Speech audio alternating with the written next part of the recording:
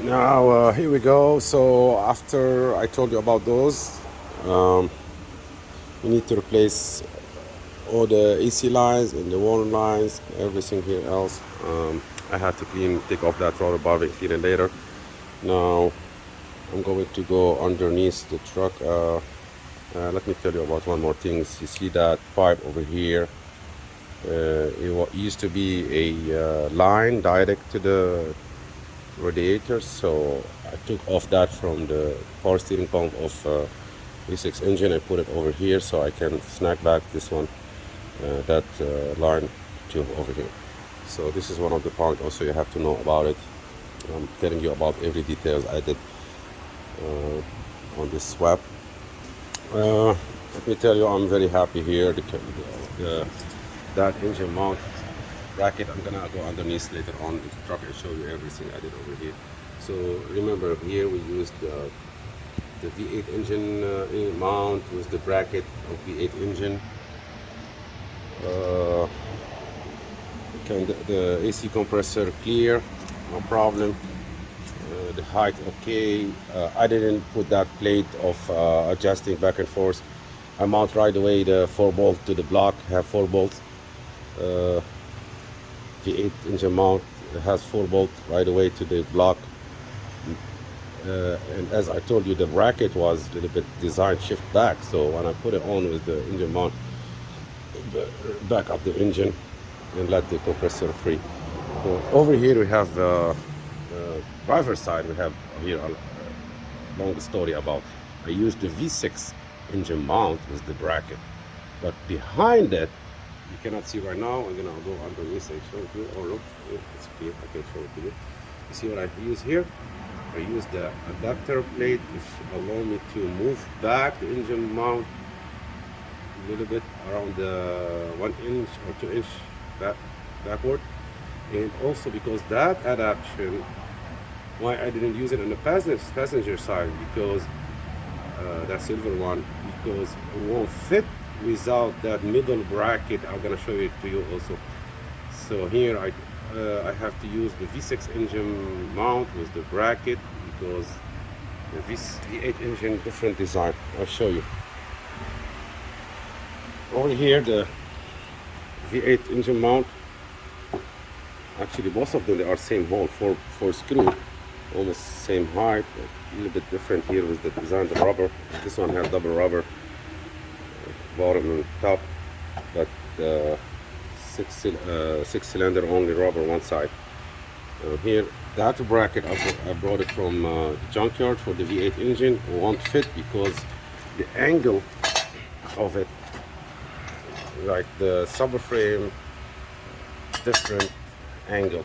So I need that flat to be, and then the engine mount should become the top of it like this, so it mount to the engine.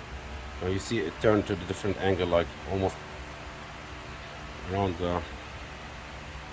60 degree.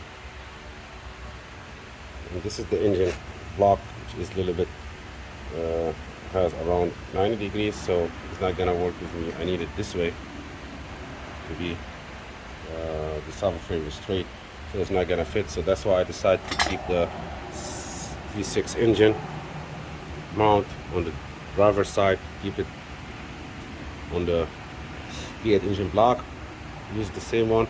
And also let me tell you guys, there's different little bit with that shape. On the V8 is a little bit hump, the V6 is shorter hump, so those bracket won't fit on either or one of those engine mount. Has to be the same engine mount come together. Right, so the one I was telling you about it's that adaptation plate, the silver one, aluminum actually. I bought it online from Amazon. They mount with 4 screw on the engine block, but the thing is that engine mount for the hole won't fit over here. So you need those works only on V6 engine. Be careful when you want to buy it. and that was the old one on the passenger side for the V6 engine. I'm looking for that tiny bracket installed in between. Where I put it, keep losing that bracket.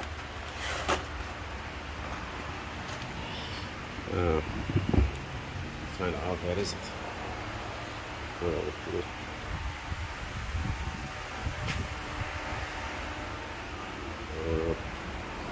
So I'm not gonna find it. I don't know where it's gone. So I use one of them on the passenger side. I didn't use it. I used it on the driver's side when I installed that adapter. You see there is a letter P over here, passenger. I didn't use it. I used the driver's side, and that adaptation, another adapter for V6 engine. It's come that much thickness, around ½ inch. I installed it over here with three screw. I believe this guy and this and this. So once you put it, allow you to install that engine mount with 4 screw to it. So I don't know if you got me right. Anyway, I wish I can find it. I'll tell you about it later. Wish I can find that adapter plate. Anyway, I'm gonna go underneath the truck and show you every details I did also underneath. There is a couple things very major, like I'm going now to show you in details. Like over here, show what I'm talking about. That's, I don't know if you can see very well. Let me turn off my headlight. Oh, maybe a little bit better. Anyway, okay, this is the adaptation plate to move back and forth. This is the one over here in the middle. It adapts from that plate to 4 screw, 4 bolt to the engine mount. So that's what I did, and also it lift the engine a little bit and make it on the level with the other one. Because yeah, this is the passenger side. I don't know if you can see clear the sun. Okay, now here, that one, I install it right away, 4 bolt to the block with V8 engine bracket. I took it from a Suburban. This is exactly the same old V6, but the hump is a little bit bigger. So yeah. Now, one of the other major things I did it, I don't know if you can see here very well, that guy over here was trying to install the engine. I told you I'd give me a hard time to install it, so I'm gonna fix that leak later on once the engine was. I took off that frame, that piece of frame, while I'm installing the engine, because the oil pan started hitting that frame. But there is 2 of them, one of them here back for the transmission. I already been out, taken out, and I've now put it back. And there's another one here under the engine. You need to take it off while you are installing a V8 engine to give you a lot of room, with cutting those that piece next to the map sensor I told you about it.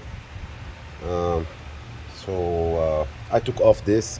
It's holding here is 13 millimeter, and here a 18 long screw is nuts in the back. You can see, and another one more 15 bolt going from here. I don't know if you can see it a little bit here. That's 15, holding it from here to the top. Okay, here's the end of the bolt. So 218, 115, 130 millimeter you need to take off this one. Why you take this one off before you install it back?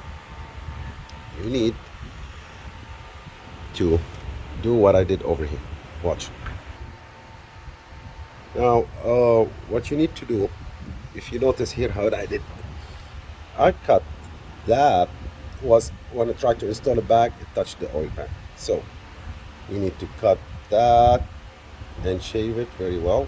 You cut it over here. You cut and you cut here, and you see that plate.